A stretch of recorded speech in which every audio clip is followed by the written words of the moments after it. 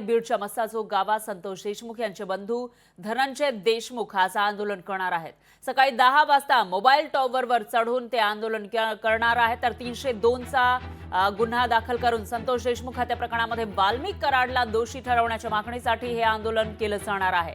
तर संतोष देशमुख बीडच्या मस्साजोग गावचे सरपंच होते, मात्र त्यांना किडनॅप करून त्यांची हत्या करण्यात आली आहे आणि त्यांचे बंधू धनंजय देशमुख हे आता आक्रमक पद्धतीने आंदोलन करणार असं दिसतंय। आज ते टॉवरवर चढून आंदोलन करणार आहेत, मोबाईल टॉवरवर, आणि त्याचबरोबर वाल्मिक कराड याच्यावरही 302 चा गुन्हा दाखल करावा ही मागणी करणार आहेत। आणि जर तसं झालं नाही तर आपण टॉवरवरून उडी मारणार असल्याचा इशाराही त्यांनी दिलाय।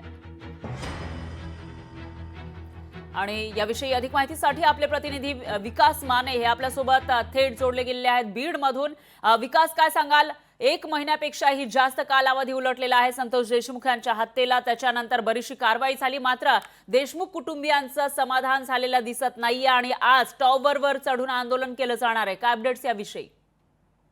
फरा निश्चितच सरपंच संतोष देशमुख यांचे जे भाऊ आहेत धनंजय देशमुख आज त्यांच्या मस्साजोग या गावामध्ये टॉवरवरती चढून एक वेगळ्या पद्धतीचं आंदोलन करणार आहे। कारण की ते जे काही यामध्ये संपूर्ण प्रकरणामध्ये तपास होतो आहे त्याच्यावरती समाधानी नसल्याचं देखील त्यांनी स्पष्ट केलेलं आहे। कारण की या संपूर्ण प्रकरणामधला जो आंधळे नामक जो व्यक्ती आहे तो आजही फरार आहे। कृष्णा आंधळे जो आहे तो आजही फरार आहे। जवळपास महिना उलटून गेलेला आहे, तरी देखील यातील आरोपींना पकडण्यात पोलिसांना यश का नाही आले, यंत्रणेला यश का नाही आलं, असं देखील सवाल उपस्थित केला जातोय। त्यामुळे एकंदरीतच या संपूर्ण प्रक्रियेदरम्यान या प्रकरणामध्ये कुटुंबाला न्याय मिळावा या प्रमुख मागणीसाठी धनंजय देशमुख जो आहे तो गावातीलच एक मोबाईल टॉवर आहे त्या मोबाईल टॉवरवरती चढून आंदोलन करणार आहे। या ठिकाणी त्यांनी राज्य सरकारला इशारा देखील दिलेला आहे, या संपूर्ण प्रकरणाची गंभीर दखल घेतली नाही तर मात्र उडी देखील टाकू असं म्हटलेलं आहे। आणि त्याबरोबर जर पाहिलं तर धनंजय देशमुख याच्याबरोबरच जे काही ग्रामस्थ आहेत त्यांनी देखील काल रात्री एक बैठक घेतली आणि या बैठकीतून परवा जो आहे तो या ठिकाणी एक आत्मदहन करणार आहे, सामूहिक आत्मदहन करणार आहे असा देखील इशारा या ठिकाणी देण्यात आलेला आहे।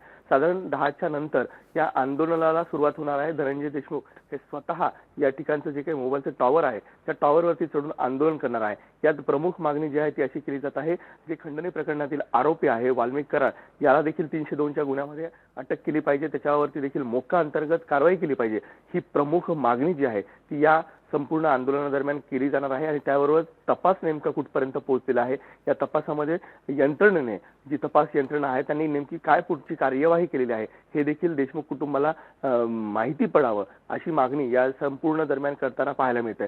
एकंदरीत जर पाहिलं तर हा जो काही आंदोलनाचा इशारा दिला होता या इशाऱ्याच्या नंतर काल मध्यरात्री जी आहे सीआयडीची जी काही टीम आहे ती देखील मस्साजोग गावामध्ये पोहोचली होती। धनंजय देशमुख यांच्यासोबत त्यांचं काहीतरी बोलणं झालंय असं देखील सांगितलं जात आहे। तरी देखील धनंजय देशमुख जो आहे तो आपल्या आंदोलनावरती ठाम असल्याचं आपल्याला एकंदरीत पाहायला मिळते। त्यामुळे आता नेमकं प्रशासन असेल, यंत्रणा असेल, ती नेमकी काय कारवाई करते, काय ऍक्शन घेतली जाते हे पाहणं महत्त्वाचं असणार आहे। निश्चितच की मग धनंजय देशमुख यांची समजूत काढण्याचा प्रयत्न होतो तेही बघावं लागेल। विकास, याविषयीची अपडेट आपण घेत राहूया। दरम्यान धन्यवाद तुम्ही दिलेल्या या सविस्तर माहितीसाठी। लोकशाही मराठी ऐका, पहा, जागरूक रहा।